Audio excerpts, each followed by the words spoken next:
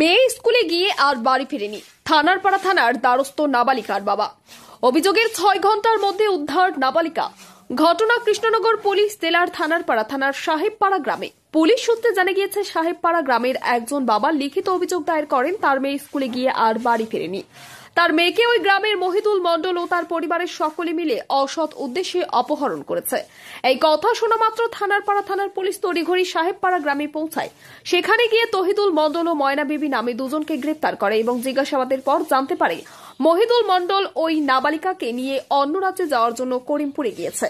তড়িঘড়ি পুলিশ করিমপুরে গিয়ে ওই নাবালিকাকে উদ্ধার করলেও মূল অভিযুক্ত মহিদুল পলাতক।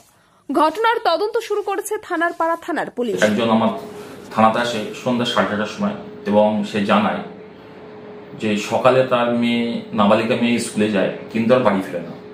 অনেক খোঁজাখুঁজির পর ওরা জানতে পারে যে সাহেবপাড়া গ্রামের মহিদুল মণ্ডল তার বাবা মা ও দাদার সাহায্যে ওই মেয়েটিকে ভুল বুঝিয়ে অপহরণ করেছে। তখন আমাদের থানায় একটি কেস রেজিস্টার হয়, কিডন্যাপিং কেস রেজিস্টার হয়। কেস রেজিস্টার হওয়ার পরে সেই কেসের তদন্তভার দেওয়া হয় সাব ইন্সপেক্টর সঞ্জীব কর্মকারকে। সঞ্জীব কর্মকার এই কেসের তদন্তভার পেয়ে প্রথমে সাহেবপাড়ায় যায়। সাহেবপাড়ায় ওই ছেলের বাড়িতে গিয়ে ছেলের দাদা ও ছেলের মাকে অ্যাপ্রিহেন্ড করে এবং তাদের জিজ্ঞাসাবাদে জানতে পারে যে মহিদুল মণ্ডল ওই মেয়েটাকে নিয়ে করিমপুরে গেছে। করিমপুরে রাত্রে বাস ধরে ওরা কলকাতায় যাবে এবং কলকাতা থেকে ওরা বাইরের রাজ্যে পালিয়ে যাবে।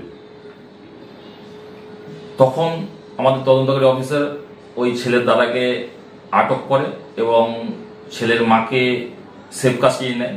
নিয়ে দুজনকে নিয়ে করিমপুর বাস স্ট্যান্ডে পৌঁছায়। করিমপুর বাস স্ট্যান্ডে পৌঁছালে দেখে যে ওই ছেলে মেয়েটি দাঁড়িয়ে আছে। পুলিশ গাড়ি দেখা মাত্রই ওই ছেলেটি মেয়েটির হাত ছেড়ে পালিয়ে যায়। তখন আমাদের অফিসের তদন্তকারী অফিসার আমাদের থানার এলসির সাহায্যে ওই মেয়েটাকে রেস্কিউ করে এবং থানায় নিয়ে চলে আসে। তারপরে ওই মেয়েটিকে সিডব্লিউসিতে প্রোডাকশন করা হয় এবং এই মেয়ে অপহরণ এবং মেয়ে উদ্ধার করা এই সমস্ত কাজটাই আমাদের তদন্তকারী অফিসার খুব দ্রুততার সঙ্গে করেছে এবং সেটা 6 ঘন্টার মতো কমপ্লিট করেছে। কিন্তু মহিদুল মণ্ডলকে আমরা ধরতে পারিনি। মহিদুল মণ্ডল পলাতক আছে, ওকে আটক করার জন্য আমাদের চেষ্টা আছে।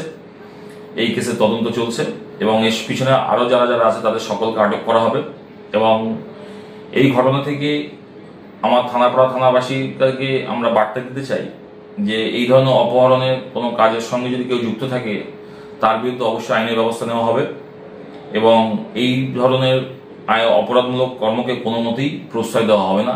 সমাজের উন্নতির জন্য এবং সমাজকে বার্তা দেব যে সকলে এই ধরনের কোনো ঘটনা ঘটলে আমাদের তাৎক্ষণিক জানাবে, আমরা তার বিরুদ্ধে লফুলি অ্যাকশন নেব।